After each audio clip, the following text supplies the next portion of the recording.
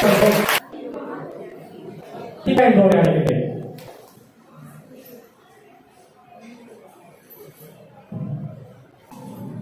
ஒளியெழுப்பி கரகலையில் நடனமாடி உள்ளாங்குழல் வழி புகுந்து சுவையாகி நெல்லின் மணி பழுத்த நிலைத்த பொருளாகி மெல்லியராய் மெல்லிதழாய் வித்தார நகையாகி சொல்லுக்கு சொல்லோ சுவை சுட்டும் செந்தமிழே வாழே வாழி சிந்தி வரும் மைத்துளியில் என்னை கூட சிந்து பாட வைத்த பழந்தமிழையே வாழே வாழி சிந்தாய் எடு வெண்பாத்தோடு முப்பாலும் நண்பாலாகி பேருரை நிகழ்த்த என் நாவில் நடனம் பயிற்ற நடந்தவழையே வாழிய வாழி என் தாய்மொழியாகிய உன்னை வணங்கி உன் அவையை வணங்கி என் உரையை துவங்குகிறேன். மாணவர்களின் சிந்தனை வளர்ச்சிக்கு தாய்மொழி கல்வியே சிறந்தது என்று என் அணியின் சார்பாக நான் பேச வந்துள்ளேன். மொழி நம் நாட்டின் வீழி. மொழி நம் வாழ்க்கைக்கு மிக முக்கியமான ஒன்றாக இருக்கிறது. மனிதனின் பிறப்பாலும் மரபாலும் பின்னி பிணைந்து பிரிக்க முடியாதது நமது தாய்மொழியாகும். ஒரு மாணவன் தனது தாய்மொழியின் மூலமாக கல்வி கற்கும் பொழுது அவன் கற்கும் திறமையானது மேலும் மேலும் உயர்கிறது என்றும் அவன் சிந்திக்கும் திறனும் அதிகரிக்கிறது என்று நான் கூறுகிறேன். நடுவர் அவர்களே, தாய்மொழி கல்வியை பற்றி ஐநா சபை ஒரு ஆராய்ச்சி செய்துள்ளது. அதில் வெளியிடப்பட்டுள்ளது, முதலாவதாக தாய்மொழி கல்வியை பயிலும் குழந்தை மிகவும் ஆழமான கல்வியை கற்கின்றார்கள் என்றும் இது அனைத்து வயதினர்களுக்கும் அளிக்கப்படும் கல்வி என்றும் கூறுகின்றார்கள். கல்வியின் தரத்தை உயர்த்துவது தாய்மொழி கல்வி என்பதால் தான் உலகமெங்கும் பிப்ரவரி 21ஆம் நாள் என்று உலக தாய்மொழி தினத்தை நாம் கொண்டாடுகின்றோம். தாய்மொழி கல்வி கலாச்சாரத்தை ஒட்டி கல்வி கற்கப்படுகிறது. மக்கள் தங்களது கலாச்சாரத்தை ஒட்டி தழுவி வாழ்ந்து கொண்டிருக்கின்றனர். நாம் பிற மொழியை கற்கும் பொழுது நமது கலாச்சாரங்களை மறந்து பிற மொழி கலாச்சாரத்தை நாம் பழகிக் கொண்டு தவறான வழிகளுக்கு செல்கின்றோம். ஆனால் நமது தாய்மொழியான கல்வியினை பயிலும் பொழுது நமது கலாச்சாரங்களை நாம் கற்றுக்கொண்டு நமது கலாச்சாரத்தை நாம் பின்பற்றுகின்றோம். ஒரு வலிமையான தலைநிமிர்ந்த சமுதாயத்தை உருவாக்குவது தாய்மொழி கல்வியாக மட்டும்தான் இருக்க முடியும். உலகில் பலதரப்பட்ட கலாச்சாரங்களை பாதுகாக்க முடிகிறது. இதனால் தாய்மொழி கல்வி பல்லின பண்பாடுகள் மற்றும் வேற்றுமை ஒற்றுமை ஆகியவற்றையும் வழிவகுக்கிறது. தாய்மொழி கல்வி வாழ்க்கையை செம்மைப்படுத்துகிறது. பிற மொழிகள் நமது வாழ்க்கையில் முன்னேற்றத்துக்கு மட்டுமே வழி செலுத்துகிறது. ஆனால் தாய்மொழி கல்வி மட்டும்தான் நமது வாழ்க்கையை செம்மைப்படுத்துகிறது. தாய்மொழி கல்விதான் நடுவர்களே கவனியுங்கள், தாய்மொழி கல்வி சிந்திக்கும் திறனின் திறவுகோலாக வீழ்கின்றது. நடுவர்களுக்கு எத்தனை மொழிகள் புரியும்?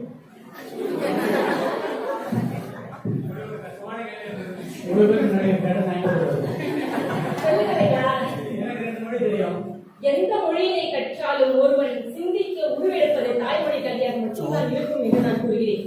சீனா, ஜப்பான் போன்ற நாடுகளில் தனது தாய்மொழி கல்வியை மட்டுமே மேலும் மேலும் சீமைப்படுத்தி உயர்ந்த நாடுகளாக இருக்கிறது. ஒரு மாணவன் தனது தாய்மொழி கல்வியை பயிலுவதற்கு மிகவும் எளிமையானதாகவும் அவற்றின் சொல்லின் ஆயத்தையும் பொருளையும் அவன் உணர்ந்து கொள்ள முடியும். தாய்மொழி கல்வி இயற்கையானது, பிறமொழி கல்வியோ செயற்கையானது. காந்தியடிகள் கூட சொல்கின்றார், தாய்மொழி கல்வி சரியானது என்று. பிறமொழி கல்வி பேடிய கல்வி என்கின்றார்கள். தாய்மொழி கல்வி தாய் போன்றது, பிறமொழி கல்வி குட்டிப்பால் போன்றது என்று நான் கூறுகிறேன். தாயின் மொழி நம் கண் போன்றது, பிறமொழிகளோ கண்ணாடி போன்றது என்று என் அணியின் சார்பாக நான் பேசி முடித்துக் கொள்கிறேன். பேச்சு பழகிய மாதாவுக்கும் பேச்சு பிழை நீக்கிய பிதாவுக்கும் பேச்சு நாகரிகம் கற்றுக் கொடுத்த என் குருவுக்கும் இந்த பட்டிமன்றத்தில் எனக்கு வாய்ப்பு கொடுத்த என் தெய்வத்திற்கும் என் மனமாக நன்றி கூறி நடுவர் அவர்கள் எனது பக்கமாக தீர்ப்பு வழங்குவார் என்று நன்றி கூறி விடைபெறுகிறேன்.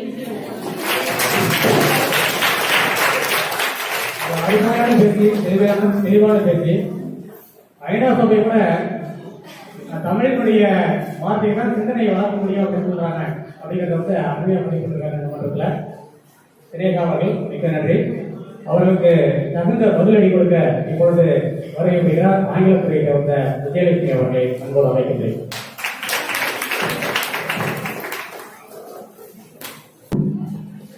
அனைவருக்கும் வணக்கம். மாணவர்களின் சிந்தனையை வளர்ப்பது தாய்மொழியே என்று என் தோழி பேசினார். ஆனால் அவர் அன்றாட வாழ்வில் பேசுவதோ தாய்மொழியா? தாய்மொழி கலந்த அயல்மொழி. அன்றாட பேசுறது அயல்மொழியை தானே பேசிக்கிறீங்க. 80% நீங்க பார்த்தீங்கன்னா டெய்லி யூஸ் பண்ற வேர்ட்ஸே வாட்ஸ்அப், டிக்கெட், மார்னிங் சாஸ் எல்லாரு தமிழ்ல பேசுறாங்க. இறங்கி போங்க அப்படின்றாங்க. நீங்க பேசுறது தமிழான்னு கேட்கறாங்க இப்போலாம். ஆமா தானே? தாய்மொழி வந்து தாய்மொழி தான் பேசுறீங்க, அப்படி எப்படி தாய்மொழி வந்து நம்மளோட சிந்தனையை வளர்க்குதுன்னு நீங்க சொல்றீங்க? இப்போ இன்டர்வியூக்கு போனோம்னா நீங்க தமிழ்ல பேசினா யாரும் இப்ப வேலை கொடுக்கறது இல்ல. இங்கிலீஷ்ல பேசுறீங்க, இங்கிலீஷ் நாலேஜ் இருக்கா அப்படின்னு சொல்லிட்டு தான் கேட்கறாங்க. இங்கிலீஷ் நாலேஜ் இருந்தாதான் வேலைக்கே கேட்கறாங்க. நீங்க தமிழ் மொழி உங்களோட தாய்மொழி இங்க இருந்துச்சுன்னா நீங்க தமிழ்நாட்டுல மட்டும்தான் இருக்க முடியும். அதர் லாங்குவேஜஸ் தெரிஞ்சா மட்டும்தான், அதர் அயல் மொழி தெரிஞ்சா மட்டும்தான் நீங்க வந்து வேற நாட்டுக்கு போயிட்டு பேச முடியும். ஜாபும் எல்லாம் கிடைக்கும், நம்மளோட நாலேஜ் சிந்தனை வளரும் அப்படின்னு சொல்றாங்க. மேற்கிந்திய நாடுகளில் கண்டுபிடிக்கப்படும் புதிய கண்டுபிடிப்புகளை நாம் அறியவும் அயல்மொழி தான் பயன்படுகிறது என்று சொல்கிறேன். நம்ம நியூ இன்வென்ஷன் ஏதாச்சும் கண்டுபிடிச்சோம்னாலும் நம்மளோட தாய்மொழியை வச்சு எதுவும் புரிஞ்சுக்க முடியாது. அயல்மொழி இருந்தாதானே அது என்ன கண்டுபிடிச்சிருக்காங்க, எப்படி கண்டுபிடிச்சிருக்காங்கன்னு ஃபர்ஸ்ட் நம்மளுக்கு தெரியும். சோ அயல்மொழி தான் நம்மளுக்கு வந்து சிந்தனையை தூண்டுது அப்படின்னு சொல்லிட்டு நான் சொல்றேன். இப்போ எக்ஸாம்பிள் நம்ம தாய்மொழி கற்கிறோம். தமிழ்நாட்டுல டிஎன்பிசி போய் தமிழ்னு சொல்லிட்டாங்க, நம்மளோட தாய்மொழி சொல்லிட்டாங்க. அதர் லாங்குவேஜஸ் இப்ப central board exam, SSC, RRB எல்லா எக்ஸாமும் இருக்கு. அதுல வந்து நம்மளோட தாய்மொழி வந்து சிந்தனையை வளர்க்குதா? அதர் லாங்குவேஜஸ் தானே சொல்றாங்க, அயல்மொழி தானே சொல்றாங்க. உங்களுடைய தாய்மொழி சிந்தனைய எப்படி நீங்க வளர்க்கீங்கன்னு நீங்க எப்படி சொல்றீங்க? முடிச்சட்டியில இருக்கிற ஓட்டுற மாதிரி தானே இருக்கு இந்த கதை.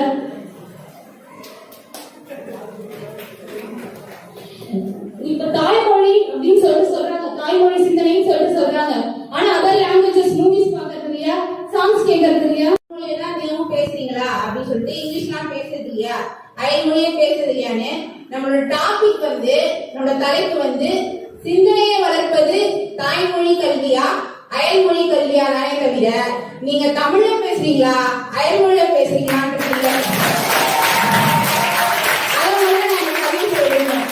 அப்புறம் இன்னொன்னு, நம்ம தாய்மொழி நம்மளுக்கு அது சிந்தனை வளர்ச்சி நம்ம தாய்மொழி பிடிக்குதுன்றதுக்காக மத்த மொழி பிடிக்கல அதை நான் பண்ண மாட்டேன் அப்படின்றது கிடையாது.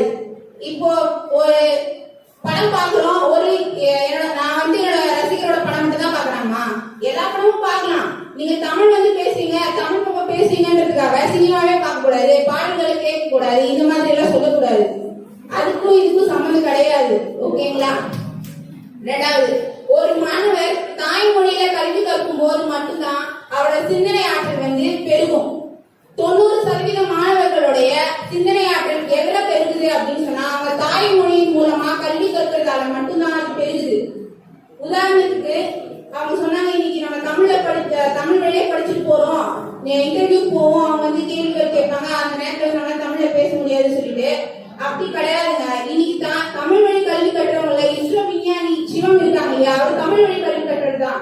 நம்ம ஏபிஜே அப்துல் கலாம் ஐயா அவரும் தமிழ் வழி கல்வி கட்டுறவர் தான். இன்னும் நிறைய பேர் இருக்காங்க, மகாத்மா காந்திஜி அவர்கள், இவங்க எல்லாமே இருக்காங்க. இவங்க எல்லாருமே தமிழ் வழி கல்வி கட்டுறவர் தான். இவங்கெல்லாம் ஒரு சமுதாயத்துல ஒரு நல்ல நிலையில இருக்காங்க இல்லையா, அதை நம்ம மறந்துட கூடாது.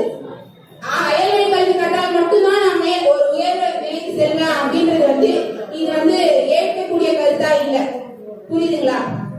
அடுத்து வரும். கற்க கசடர கற்பவை கற்ற பின் நிற்க அதற்கு தக. இந்த குறள் மூலம் நம்ம என்ன தெரிஞ்சுக்கிறோம்? நம்ம கற்க வேண்டிய கல்வியை கசடர கற்க வேண்டும், பிழைகள் இல்லாம தவறுகள் இல்லாம தெரிந்து புரிந்து ஆராய்ந்து கற்றுக்கொள்ள வேண்டும். கற்ற பின்பு அதற்கு ஏற்றவாறு நடக்க வேண்டும். அப்படிப்பட்ட கல்வியை நம்ம கத்துக்கும் போது நமக்கு எளிமையா இருக்கிற, நமக்கு சுலபமா இருக்கிற, நமக்கு புரியும் வகையில இருக்கிற தாய்மொழியில கத்துக்கும் போதுதான் அது முழுமை அடையுது. அயல்மொழியில படிக்கும் போது குழப்பமான நிலை தான் ஏற்படுது. அந்த நேரத்துல என்ன ஆகும்? அந்த கல்வி முழுமை அடையாது. அதை பற்றிய கருத்துக்களையோ அதோட நாலேஜோ நம்மளோட தெரிஞ்சுக்க முடியாது. புரியுதுங்களா? அடுத்து ஒரு பிரெஞ்சு பழமொழி ஒன்று என்ன சொல்லுது அப்படின்னு சொன்னா, எங்க உன்னுடைய தாய்மொழி ஒடுக்கப்படுகிறதோ அங்க உன்னுடைய குரல் வரை நெருக்கப்படுகிறது அப்படின்னு சொல்லி ஒரு பிரெஞ்சு பழமொழி ஒன்று சொல்லுது. இதன் மூலமா நம்மளுடைய தாய்மொழியை விட்டுட்டு நம்மளோட பண்பாட்டையோ கலாச்சாரத்தையோ இல்ல நாகரிகத்தையோ வளர்த்து இதெல்லாம் வளர்த்து நம்மள ஒரு சிறந்த மனிதரா மாற்றத்தான் கல்வியோட நோக்கமே. அந்த கல்வியோட நோக்கத்தை இப்படி அமையும் பொழுது தாய்மொழியை விடுத்து இந்த சமுதாய பண்புகளை நம்மளால உருவாக்க முடியுமா? எல்லாரும் கேள்வி உங்களுக்குள்ளே கேட்டு பாருங்க.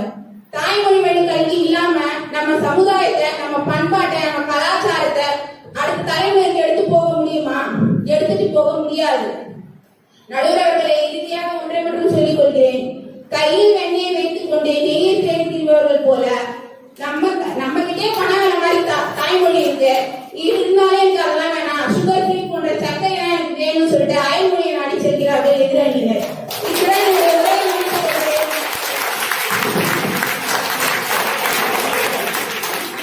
கையில வெள்ளம்னா சர்க்கரையில் தானே அதிகமான இனிப்பு இருக்கு. இன்னொரு அருமையான பதில் சொன்னாங்க, கற்பதை கசடர கற்க வேண்டும் அப்படின்னு சொன்னாங்க. தாய்மொழியின் ஒரு ஆழ படிப்பதனால் சிந்தனை தூண்டுகிறது என்ற மிகப்பெரிய ஆணைத்தரமான வாழ்க்கை வைத்திருந்தார் சரளா அவர்கள். நன்றி. அடுத்தபடியாக அயல்மொழி கல்வி அஜித் குமார் அவர்கள்.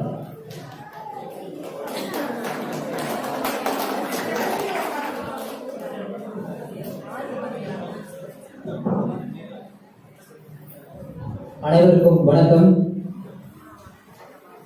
ஐயா, எதிரணி சொல்வதெல்லாம் கேட்டா ஆத்துல அமிர்தம் வந்தது அதில் மேல் நான் ஏறி வந்தேன் அப்படின்னு சொல்ற மாதிரி இருக்கு. தாய்மொழி ஒரு குறிப்பிட்ட அளவு தான் நம்ம யூஸ் பண்ண முடியும். எங்கேயுமே அவ்வளவுதான், ஒரு லிமிட் தான். லிமிட்டே இல்லாம நம்ம பேசணும் அப்படின்னா நமக்கு அயல்மொழி எல்லா இடத்துலயும் தேவைப்படுது. இது ஊர்ஜிதமா நான் உறுதியா சொல்றேன். இப்ப இவங்க கூட லாஸ்டா பேச முடியும். சுகர் ஃப்ரீ அப்படின்ற ஒரு ஆங்கில ஒரு அயல்மொழி தான் யூஸ் பண்ணாங்க அவங்க. அது நம்மளோட இன்றைய வாழ்க்கையில இப்போ அதையே நம்ம பயன்படுத்திட்டு இருக்கோம். அப்புறம் எப்படி நம்ம சொல்லலாம் தாய்மொழி தான் சிந்தனை வளர்க்குது அப்படின்னு சொல்லிட்டு? அயல்மொழியும் சிந்தனை வளர்க்குது. அது கூட பங்கேற்குது. அதே போல ஒரு மாணவன் இப்போ 12th வரைக்கும் ஒரு தமிழ் வழியில படிக்கிறான் அப்படின்னு வச்சுக்கலேன். அவன் திடீர்னு ஒரு இன்ஜினியரிங் காலேஜ் போகும்போது அந்த இடத்துல அவனுக்கு அயல்மொழி பெரிதும் தேவைப்படுது அப்படின்னா அந்த இடத்துல போய் அந்த மொழியை புதுசா பாக்குறான். அதனால அந்த மொழி அவனுக்கு தேவைப்படுது. அந்த தேவைப்படுறதுனால அவன் அதை பத்தி யோசிப்பான். இதுவே ஒரு தாய்மொழியிலே இருக்கிற ஒரு மொழியை யோசிக்கும் போது அவனுக்கு சிந்தனையே வேணாம். இப்ப நான் பேசிட்டு இருக்கேன், தமிழ்லயே பேசிட்டு இருக்கேன், எந்த ஒரு யோசனை இல்லாம பேசிட்டு இருக்கேன். இதுவே நான் இது அயல்மொழியோ ஒரு ஆங்கில மொழியோ பேசினேன் அப்படின்னா என்னோட மைண்ட்ல நான் போய் யோசிக்கணும். யோசிச்சா மட்டும்தான் பேச முடியும். இதுல எப்படி நம்ம சிந்தனை வளருதுன்னு சொல்ல முடியலாம்? அயல்மொழி நம்ம யோசிக்கும் போது மட்டும்தான் சிந்தனை வளரும். அப்பதான் சிந்தனை வளர்ந்து அதை நம்ம பேசும்போது தான் சிந்தனை வளருது அப்படின்னு சொல்லலாம். அதே போல இந்த மாணவர்கள் ப்ராஜெக்ட் ஒர்க் எல்லாம் பண்றாங்க. இப்போ எம்ஏ எம்எஸ்சி எல்லாம் ப்ராஜெக்ட் ஒர்க் பண்ணுவாங்க. அவங்க இப்ப தாய்மொழி விட்டுட்டு வேற ஒரு அயல்மொழியில தான் பண்ணுவாங்க. இப்ப நம்மளோட அயல்மொழிய, அதாவது நம்ம பண்ற ஒரு ப்ராஜெக்ட ஏதோ ஒரு உலகத்துல அந்த மொழியில இருக்கிறவன் அதை படிக்கும் போது இங்க இருக்கிற சிந்தனை அங்க வேற ஒரு சிந்தனையா போய் அவங்க சேரும். அப்போ என்னோட அயல்மொழி சிந்தனை அங்க போய் சேரும் போது அது இரட்டிப்பு, அதாவது டபுள் சிந்தனையா போய். இப்ப நம்ம கிளாஸ்ல மேம் கிளாஸ் நடத்தும் போது சப்போஸ் ஆங்கில மொழி நடத்துறாங்க அப்படின்னு வச்சுங்களேன், நம்ம மைண்டுக்குள்ள ஒரு இது போயிட்டே இருக்கும். இப்ப அதை நான் தமிழ்ல கன்வெர்ட் பண்ணணும் அப்படியே நம்மளோட சிந்தனை அங்க தேவைப்படுது.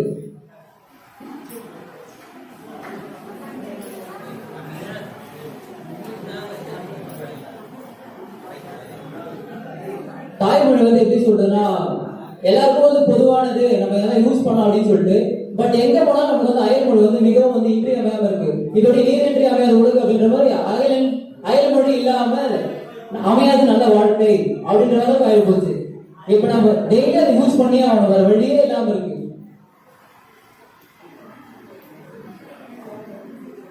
அனைவருக்கும் நன்றி கூறி விடைபெறுகிறேன். நன்றி, வணக்கம். தாய்மொழி பேசதான் முடியும், அயல்மொழியில் மட்டும்தான் சிந்திக்க முடியும் என்ற அருமையான கருத்தை அஜித் குமார் அவர்கள் தமிழகத்தில் பதிவு செய்திருக்கிறார். இவரை ஏற்று தாய்மொழியை சிந்தனையை தூண்டுகிறது என்ற அணிக்கு கருத்து கேட்க விஜய் பாண்டியன் அவர்களை அன்போடு அழைக்கின்றேன்.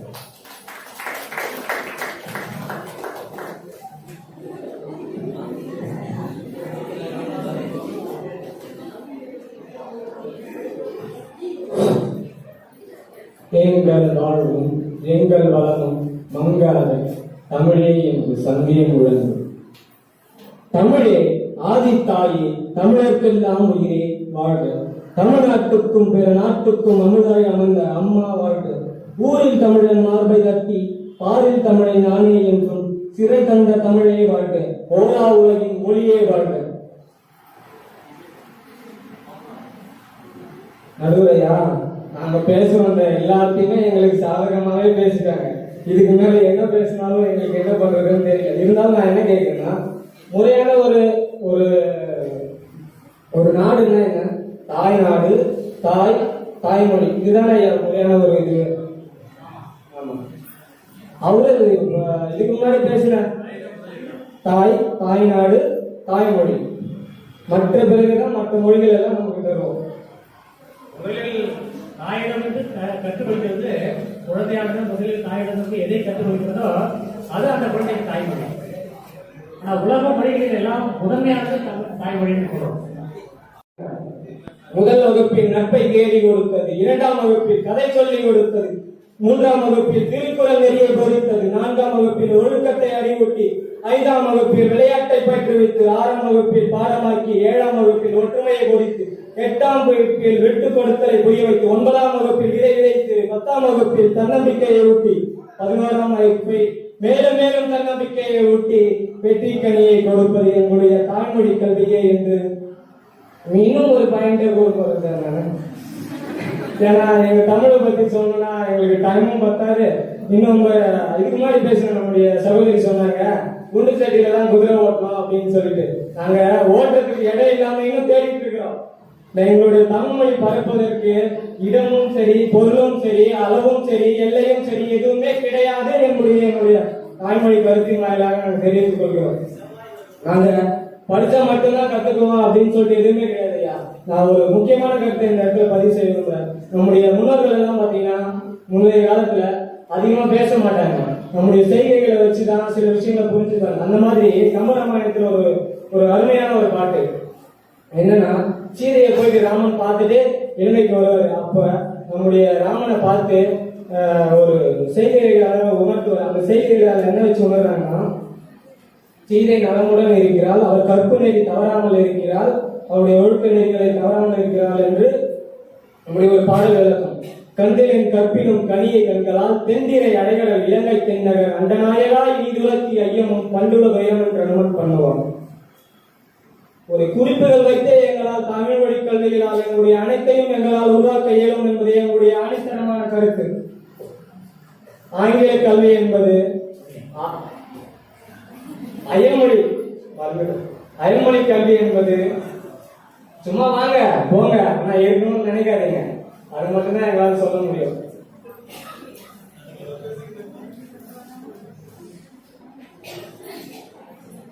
அயல்மொழி கல்வி நம்முடைய அஜித் அவர்களை பார்த்து நான் ஒரு கேள்வி கேட்கிறேன். கேட்கலாமா சார்? அயல்மொழியை கல்வி கற்கும் போது நீங்கள் உறங்கும் நிலையில் உங்களுடைய தமிழ் வழியில்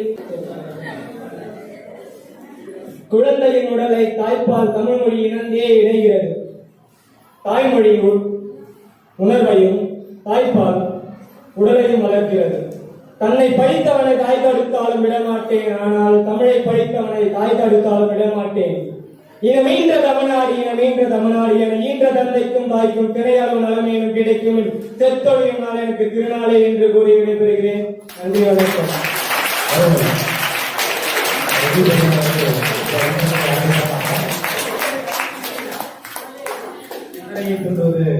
தாய்மொழி கல்வியே ஒவ்வொரு வயதிலும் குழந்தைகள் படிக்க வேண்டிய கற்றுக்கொள்ள வேண்டிய தன்னம்பிக்கை, ஒழுக்கம், கல்வி, அறிவு பல படிகளை இந்த மன்றத்தில் வைத்திருக்கிறார்.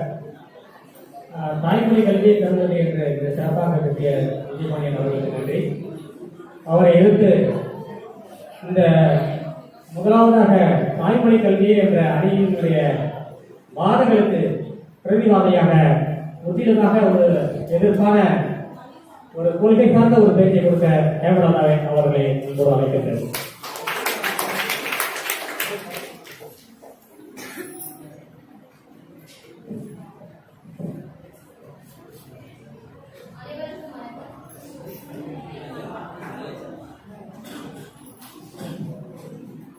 அனைவருக்கும் வணக்கம்.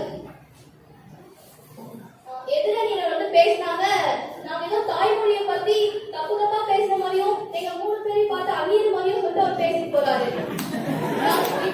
உனக்கு தெரிஞ்சுக்கிட்டு நாங்க தாய்மொழியை பத்தி நான் குறை சொல்லல. தாய்மொழியும் சிந்தனை வளரும், ஆனா அயல்மொழி இருந்தா மேலும் மேலும் வளரும் சொல்றதுக்காக நாங்க பேச வந்திருக்கோம்.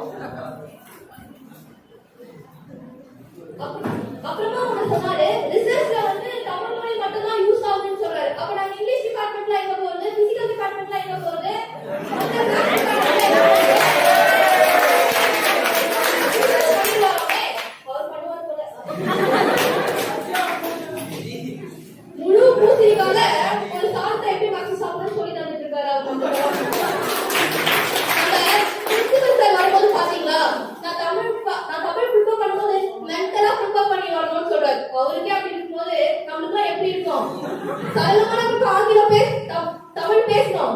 எல்லாருமே இப்போ வாட்ஸ்அப்ல வந்து நம்ம சாட் பண்றோம் அப்படின்னா எல்லாருமே ஆங்கிலத்திலே நன்றாக உள்ளாயா, சாப்பிட்டு விட்டாயா கேக்குறோம்.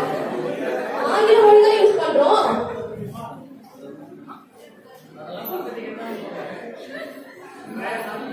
எல்லாம் மறந்துட்டாங்க.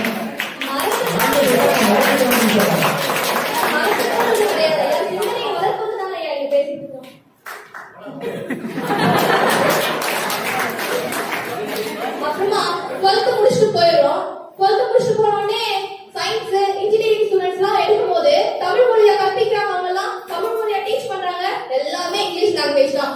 ஏன் நம்ம ஏ செக்ஷன் எடுத்துக்கோ எக்ஸாம்பிளுக்கு தமிழ், இங்கிலீஷ், மேத்ஸ், ஹிஸ்டரி இருக்கும். எல்லாரும் வர டீச்சர்ஸ் எல்லாம் நடத்துறாங்க தமிழ் மொழியிலேயே நடத்துறாங்களா? கண்டிப்பா இல்ல, இங்கிலீஷ் மொழி தான். அப்ப காமனா இந்த லாங்குவேஜ் எது? இங்கிலீஷ் மொழி. அப்போ இங்கிலீஷ் லாங்குவேஜ் தான். அப்போ அந்த திங்கிங் லெவல் எப்படி வளரும்? நமக்கு எல்லாமே இங்கிலீஷ்ல தான் வளரும்.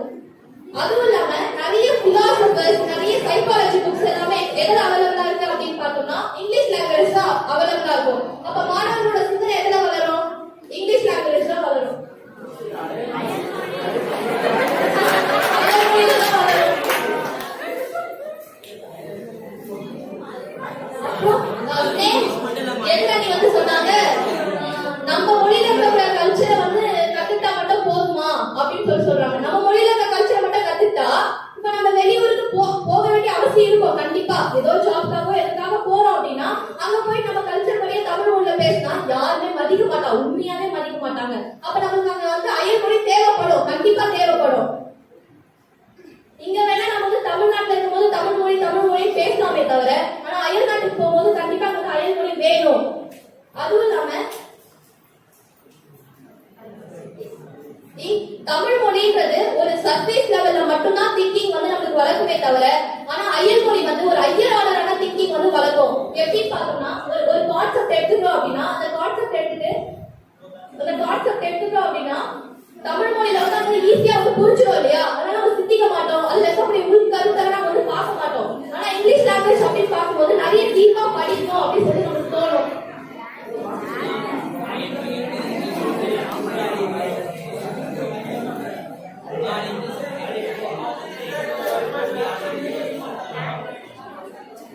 நான் இங்கு தாய்மொழியை பற்றி குறை சொல்ல வரவில்லை. தாய்மொழியை மூச்சுதான்.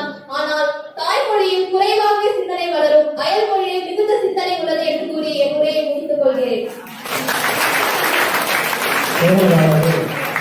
மிகவும் சிறப்பாக பேசி ரிசர்ச் அடிப்படையான சிந்தனை வந்து அயல் மொழியை